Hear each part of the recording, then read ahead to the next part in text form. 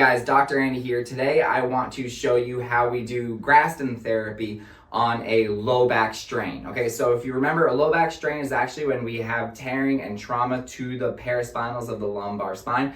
Fancy way of saying these muscles that run along both sides of the spine in the low back, there's some trauma through here. There's actually some tearing in the muscles, and really what we want to do is we want to make sure that this heals up properly and it heals up quick, okay? So we want to promote healing to the lumbar spine after a strain, okay? So Graston therapy, what we're doing is we are using some metal tools to get into this area and bring some extra blood flow and have lots of new growth hormone and chemicals and proteins that get released through this area that help speed up the healing process, okay?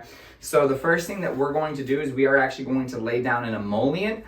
It's mostly made out of beeswax, and what it's doing is it allows the tool to glide smoothly over the skin. There's a lot of different products out there that do it, like essential oils and things like that. However, just the good old-fashioned Graston gel, in my opinion, is actually the best one, okay? It really kind of allows the tool to glide smoothly. I've heard about people trying to do this at home or through like an acupuncture or something like that, and they don't use any emollient, and you'll notice that the person's like all bruised afterwards or something like that. You don't want that, right? You don't want any kind of bruising.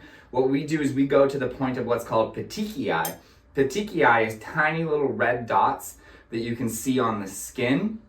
And that's actually the bursting of little blood vessels right on the skin, but it's actually completely okay, completely normal.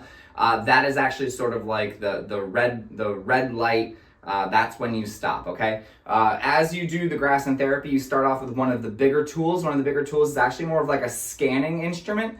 I'm going along, I'm going through the muscle, and I can actually feel through my hand, through the instrument, where underneath it's like really kind of gritty, right? And so it'll go along, it's feeling nice and smooth, and then suddenly it'll feel like underneath the tissue, there's some sandpaper, okay? And so that tells me a lot. That actually tells me where I need to do some extra work, right? So we go right through here, and oh, there's some sandpaper right there.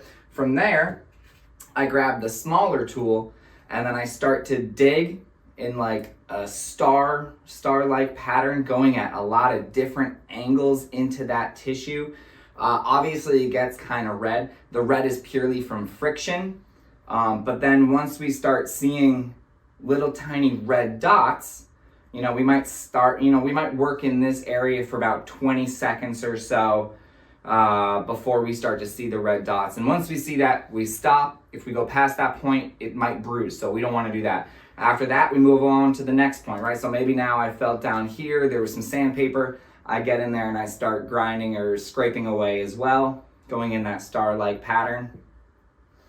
Graston technique, probably from start to finish, is going to take anywhere between 3 to 5 minutes. If you're doing a whole bunch of different areas, maybe the whole back, maybe closer to 10 or something like that. But most of the time when we're doing it, we're really kind of targeting one specific area, the one shoulder, just the low back, quad. We do a lot for the plantar fasciitis type pain, so the foot, something like that. But if we are working on a low back strain or a lumbar strain, we are aiming to hit these muscles on either side of the lumbar spine just to promote healing. That's really what it's doing. It's bringing a lot of extra blood flow to this area, and with that, it's actually triggering some cells, some fibroblasts actually, to help heal up this area, making you feel a whole lot better, a lot faster, okay?